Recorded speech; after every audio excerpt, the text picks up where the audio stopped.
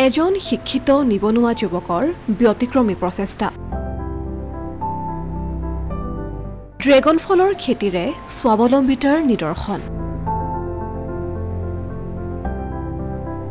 বছৰি উপাৰ্জন 1.5 লাখৰ পৰা 2 লাখ পৰ্যন্ত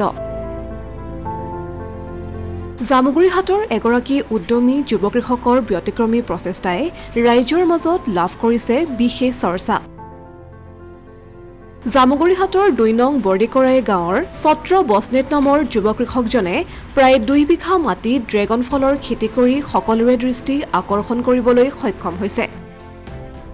যি সময়ত অসমৰ একাংশ নিবনুৱা যুৱকে মাদ্ৰাজ মুম্বাই বাংগালোৰ কেৰালা আদি বহিৰাজ্যত গৈ কৰ্মসংস্থাপন বিচাৰি হাবাথুৰি খাইছে ঠিক সেই সময়তে জামুগুৰিহাটৰ শিক্ষিত নিবনুৱা যুৱকজনে পৰিয়ালৰ সৈতে নিজ গৃহতে থাকি পৰিত্যক্ত ভূমিত এইদৰে কৃষিকৰ্মৰ জৰিয়তে স্বনিৰ্ভৰশীলতাৰ পথ বাছি লোৱা বিষয়টো সম্প্ৰতি বিশেষ চৰ্চালৈ আহিছে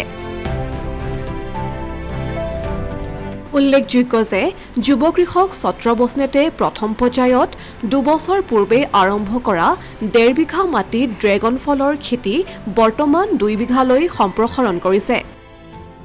উৎপাদিত ড্ৰেগন ফলসমূহ পাইকাৰী হাৰত প্ৰতি কেজি 200 টকা মূল্যত বিক্ৰী কৰি ইতিমধ্যে প্ৰায় 2 লাখ পৰ্যন্ত উপাৰ্জন কৰিবলৈ সক্ষম হৈছে এনেদৰে কৃষিকৰ্মৰ জৰিয়তে উৎপাদিত উন্নত প্ৰজাতিৰ ড্ৰেগন ফলসমূহ বিক্ৰী কৰি চলিত বৰ্ষৰ ভিতৰতে প্ৰায় 15 লাখ টকা উপাৰ্জন কৰিবলৈ সক্ষম হ'ব বুলি আশা প্ৰকাশ কৰিছে যুৱ কৃষক ছত্ৰ বসনেটে এতিয়া 2 বছৰৰ পৰা ড্ৰেগনত নিয়োজিত হৈ আছো এই খেতি কৰি মই যথেষ্ট লাভান্বিত হৈছো যোৱা বছৰ মই 1.5 লাখ টকা উপাৰ্জন কৰিবলৈ সক্ষম হৈছো এতিয়া সেই পইচাই দি মই আকৌ 1 বিঘা এই বছৰ এক্সটেনশন কৰিবলৈ মানে সক্ষম হৈছো এতিয়া মোৰ এতিয়া 2 বিঘা মাটিত মই এতিয়া ড্ৰেগন মোৰ খেতি আছে আধা বিঘা মাটিত মই ড্ৰেগন বিক্ৰী কৰি বছৰত মই কমেও 1.5 লাখৰ পৰা 2 লাখ টকা মোৰ ইনকাম হৈ আছে বৰ্তমানো আপোনালোকে দেখিছে এবাৰ আৰু যথেষ্ট ফল ধৰিছে গতিকে ইয়াক যেটো তাপমান আমাৰ অসমৰ যেটো ক্লাইমেট এটো ক্লাইমেটত এই ফল যথেষ্ট মানে ভাল এই যেটো ভ্যাৰাইটি মই লগাইছো কি ভ্যাৰাইটি লগাইছে এটো ভ্যাৰাইটি হল আপোনাৰ সি ভ্যাৰাইটি বৰ্তমান বজাৰত বিশেষ চাহিদা লাভ কৰা ঔষধি গুণযুক্ত এই উন্নত প্ৰজাতিৰ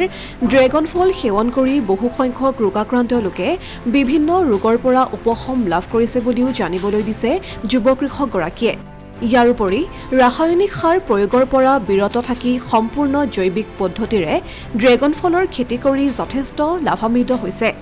লগতে বৰ্তমানে এই খেতি প্ৰায় 5 বিঘালৈ সম্প্ৰসাৰণত ব্যস্ত হৈ পৰি অঞ্চলটোৰ আন নিবনুৱা সকলকো এনেদৰে পৰিত্যক্ত ভূমিত ড্ৰেগন ফলৰ খেতি কৰি স্বনিৰ্ভৰশীল হ'বলৈ আহ্বান জনাইছে যুৱকজনে আৰু যদি কোনোৱে এই খেতিৰ সবিশেষ জানিবলৈ আগ্ৰহ কৰে তেনেহলে তেওঁ প্ৰশিক্ষণ দিব বুলি কয় হয় আজি দেখিছো আমাৰ অসমৰ যথেষ্ট নিবনুৱা ল'ৰাবিলাক বাহিৰত গৈ পেলাই চাকৰি বিচাৰে কিন্তু মই ভাবো আমাৰ অসমতে যথেষ্ট সুবিধা আছে মাটি যথেষ্ট এনেচন পৰি আছে মাটিবিলাক এই মাটিত আমি ড্ৰেগন খেতি কৰি যথেষ্ট লাভান্বিত হ'ব পাৰিম কিন্তু মই খেতিকে কওঁ যে আমাৰ অসমতে থাকি খেতি কৰো সবে এই ধৰণৰ খেতি যোগেদি আমি হেৰি কৰিব পাৰিম নিজে স্বাৱলম্বী হ'ব পাৰিম হয় কোনোবাই জানিব বিচাৰে নিশ্চয় ইয়াত আহিব পাৰে মই তেখেতসকলক নিশ্চয় সহায় কৰিম এই খেতিৰ